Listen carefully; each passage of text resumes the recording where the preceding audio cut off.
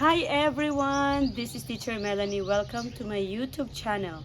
Sa mga hindi ko pa po subscribers, please like and subscribe to this video. Sa aking mga subscribers, welcome and thank you for your support. Dito po ako ngayon sa aming munting garden sa tabi ng school. So, alam nyo ba ang pinakamasunuring gulay sa balat ng lupa? Tama, ito po ay upo. Upo or bottle gourd. Ang bottle gourd po na ito ay tinanim ng aking tatay na ngayon ay aking videographer. Ayaw niya kasi mag-vlog. So, ngayong umaga, I will harvest this kasi pwede na po ito. Alam niyo ba na ang pagtatanim ng upo ay very easy? In fact, this comes from only one plant. Isang tanim lang po ito, isang puno lang po ito ng upo, and then ito ay pang 4 times na na-harvest namin.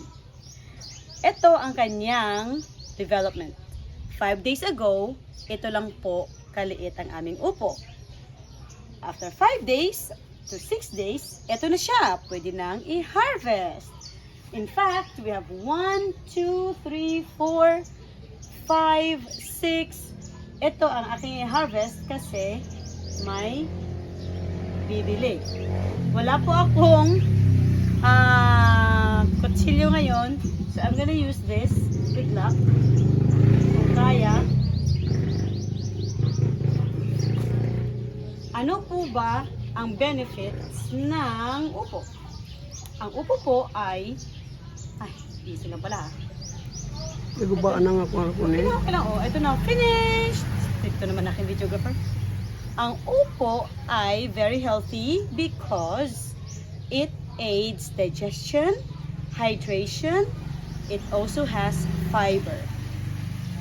See?